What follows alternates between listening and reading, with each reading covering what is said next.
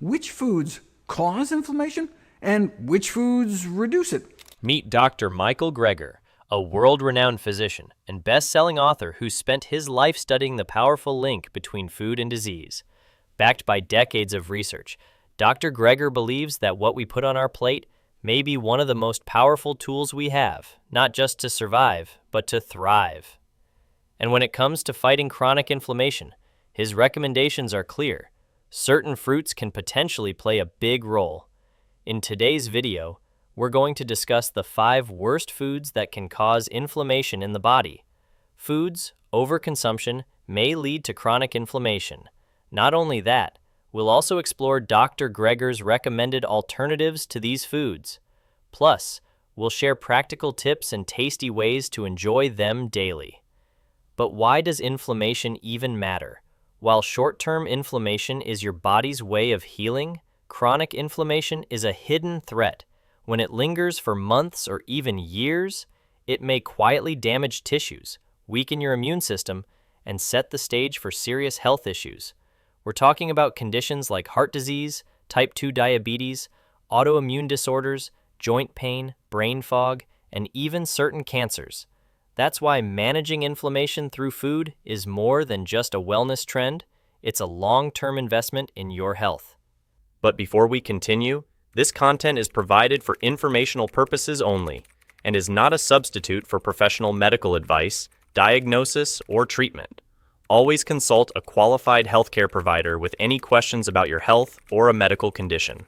Give people some really fatty meat, and their IL-6 shoots up, as does their tumor necrosis factor and C-reactive protein, inflammatory, within hours of it going into your mouth.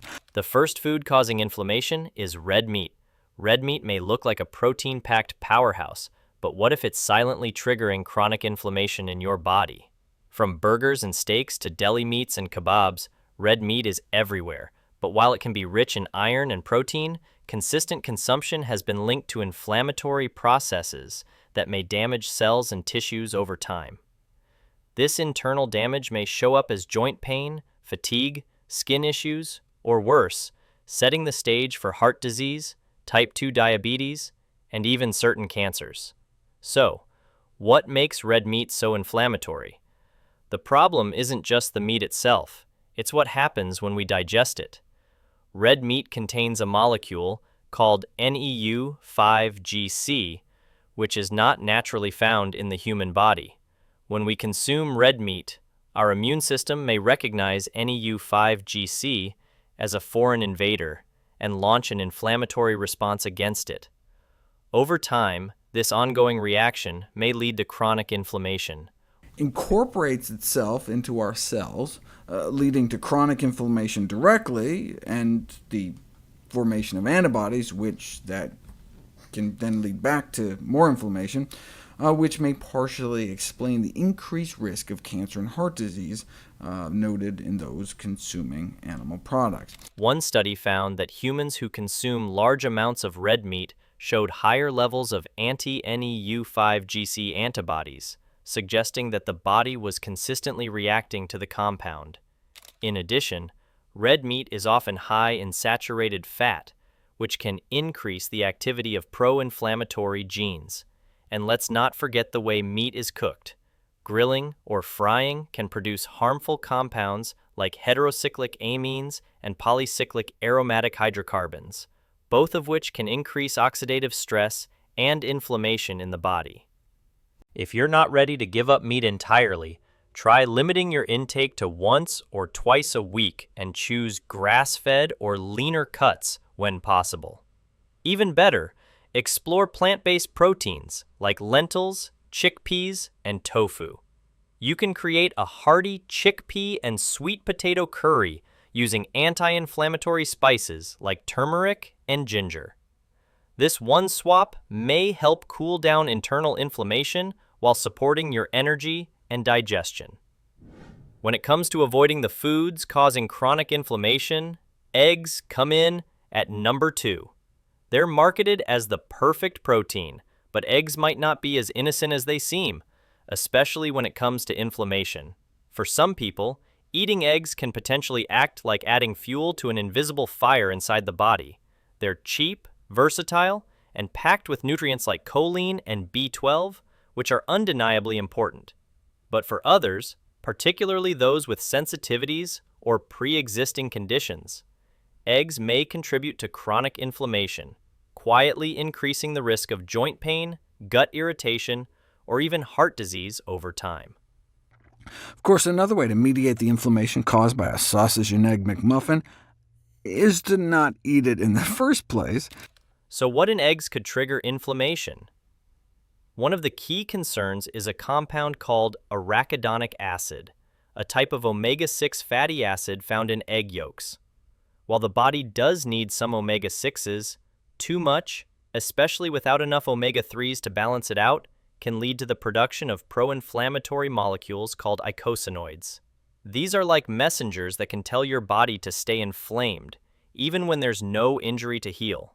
A study found that diets high in arachidonic acid were associated with higher levels of inflammatory markers in the blood, particularly among people with pre-existing conditions like obesity or metabolic syndrome. On top of that, eggs are also one of the most common food allergens. For individuals with sensitivities, even a single egg could trigger an immune response that mimics inflammation, bloating, headaches, or fatigue. 4 hours after a high-fat, high-cholesterol meal, there's oxidative stress, artery dysfunction, and arterial inflammation, which happens after eating more than 140 milligrams of cholesterol, which is less than a single egg. So while the egg industry spends hundreds of millions trying to convince people dietary cholesterol is harmless, there are good reasons for limiting cholesterol intake in persons at risk for vascular disease. If eggs tend to leave you feeling sluggish or bloated, it may be worth cutting back and watching your symptoms. To satisfy your breakfast needs, you can whip up a tofu scramble with turmeric, garlic, and veggies. This combination is savory in taste and anti-inflammatory in nature. You may not miss the egg at all, and your joints and gut might just thank you. Before we move on, if you are looking to dive deeper into the anti-inflammatory diet, be sure to subscribe to the Vitazen Health newsletter linked below. Each week, we share expert-backed tips, delicious recipes, and actionable steps to help you live longer and feel your best, delivered right to your inbox. Moving on, chicken comes at number 3.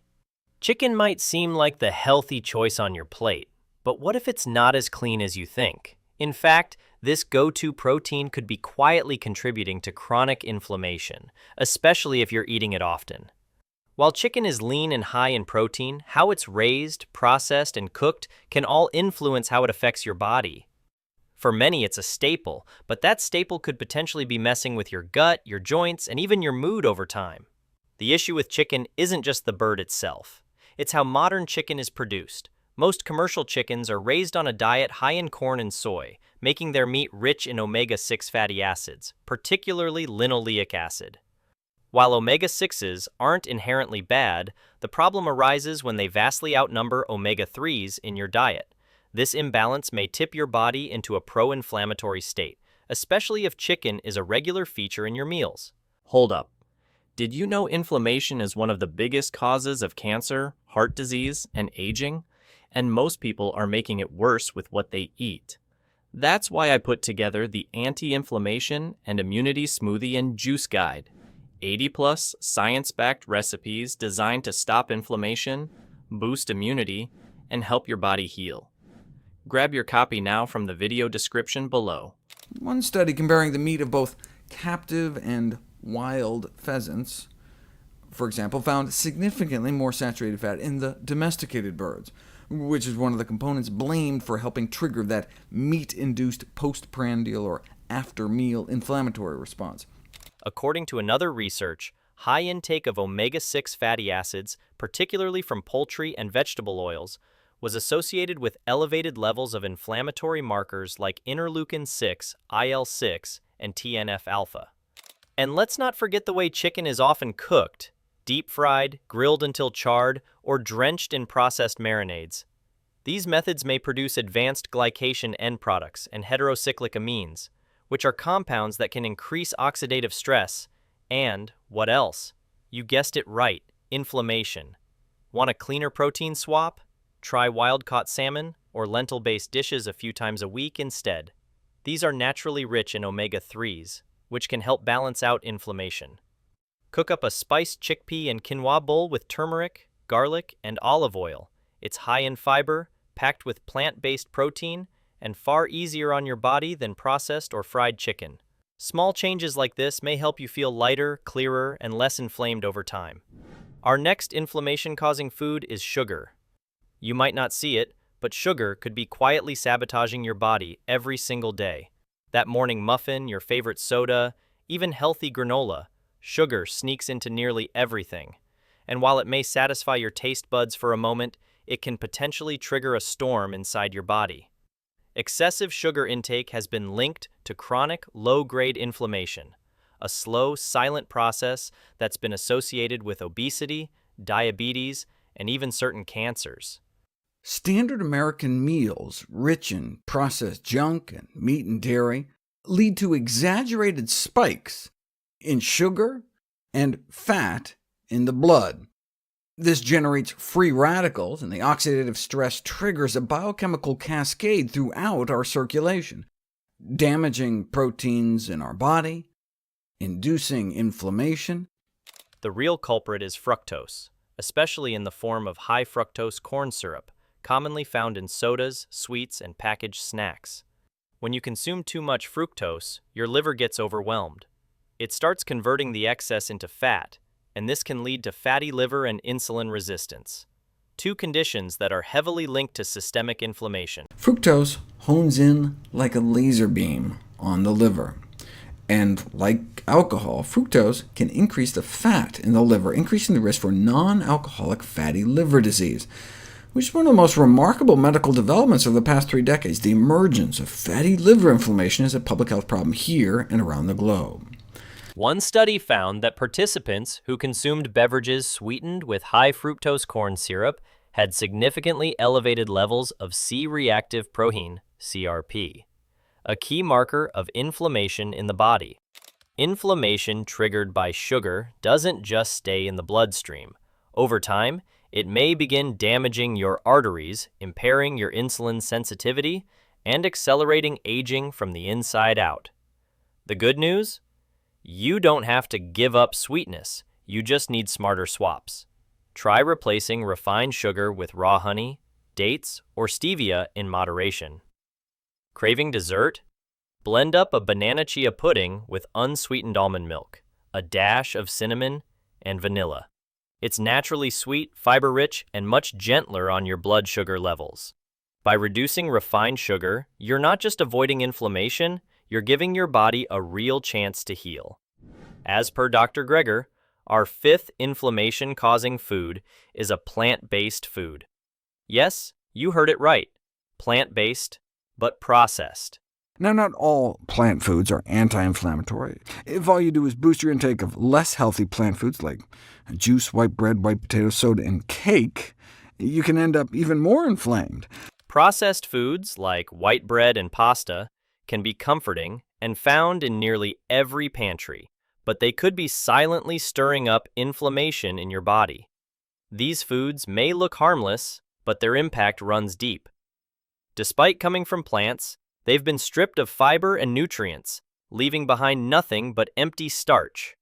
That means a rapid spike in blood sugar followed by a crash, and potentially long-term inflammation that wears down your body's defenses. Here's the real issue.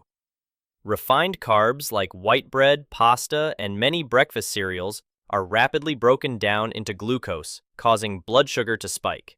This leads your body to pump out insulin, a hormone that helps manage sugar. But over time, repeated spikes in blood sugar and insulin may lead to insulin resistance, a condition that's been closely linked to chronic inflammation.